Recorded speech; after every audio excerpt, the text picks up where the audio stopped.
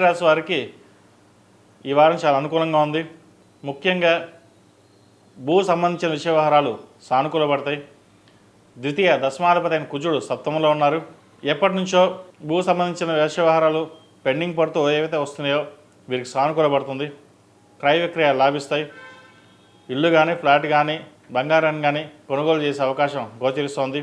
Financial పరంగా స్థిరంగా ఉండాలి, స్థిరత్వాన్ని ఏర్పరచుకోవాలి అనే నిర్ణయానికి వస్తారు. కుటుంబ స్థానం చక్కగా ఉంది.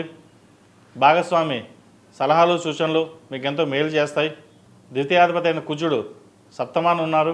తృతీయ అష్టమాధిపతి అయిన శుక్రుడు పంచమంలో ఉన్నారు. పిల్లల ఆరోగ్యం పట్ల వాళ్ళ నడవడిక పట్ల కాస్త ఇబ్బందికరంగా ఉంటుంది. ఎవరు ఎన్ని చెప్పినా సరే సంతానం సంబంధించిన విషయ వ్యవహారాలు కట్టుగా ఉండడం అనేది మంచిది కాదు.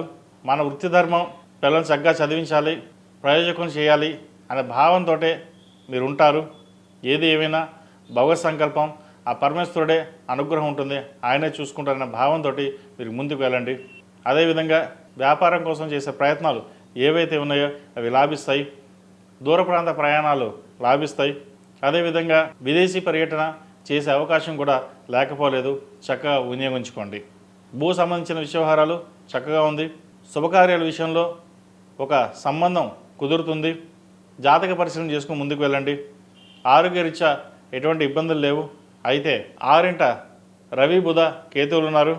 ఆరోగ్యపరంగా గ్యాస్ట్రిక్, ఎసిడిటీ, ఆస్మాకు సంబంధించిన విషయ వ్యవహారాల మటుకి కాస్త జాగ్రత్త వహించాలి.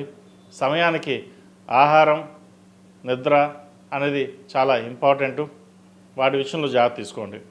మీరు కష్టపడతారు కానీ ఆహార విషయంలోనూ విశ్రాంతి విషయంలో మటుకి మీరు దాన్ని పక్కన పెడతారు. ప్రస్తుత ఉన్న పరిస్థితుల్లో మెంటల్ స్ట్రెస్ అనేది మీకు ఎక్కువగా ఉంటుంది. కుటుంబాన్ని ఎలా రన్ చేయాలి, వ్యాపారపరంగా ఎలా ముందుకు వెళ్ళాలి, ఉద్యోగంలో ఎలా ఎదగాలి అనే భావం తప్ప మీకు ఎటువంటి ఏమీ గిట్టవు. అంటే మీరు ఏమీ పట్టించుకోరు. ఆహారం గురించి కానీ నిద్ర గురించి కానీ పట్టించుకోరు. కష్టపడాలి, కష్టే ఫలి, కష్ట తగిన ప్రతిఫలం లభించాలి అని ఉంటుంది. అందరికీ 10% కష్టపడితే 100% రిజల్ట్స్ వస్తుంది అదృష్టవంతులు. మీకు అలా కాదు. మీ కష్టానికి తగ్గ మీకే తెచ్చుకోవాలి. ప్రతిదీ మీరే ఉండాలి, మీరే తెచ్చుకోవాలి. వీరికి ఏలాంటి శని నడుస్తుంది. శనికి తైలాభిషేకం చేయించడం, అదేవిధంగా అఘోర పాశుపతం చేయించడం చెప్పదగిన విషయం.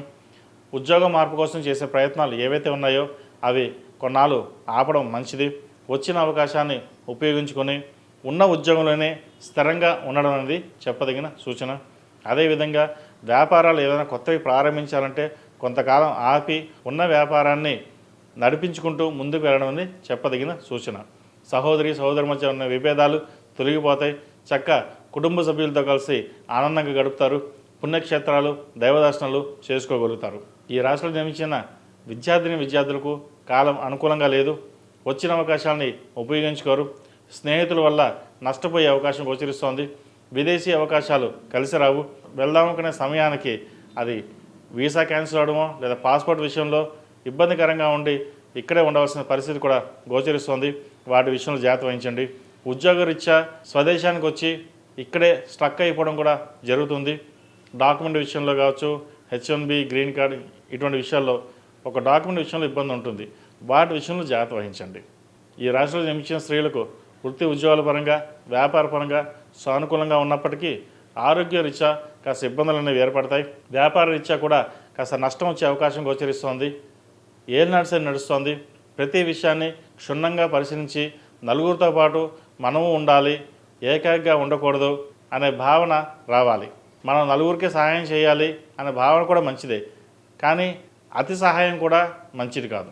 ఈ రాశివారు ప్రతిరోజు ప్రతినిత్యం ఓం నమః శివాయ ఒత్తులతో దీపారాధన చేయడం, వీరికి ఏలినాటి శని నడుస్తుంది కాబట్టి 8 శనివారాలు శనికి తైలాభిషేకం చేయించడం, ఒక శనివారం నాడు ఆంజనేయ స్వామి వారికి వడమాల వేయండి.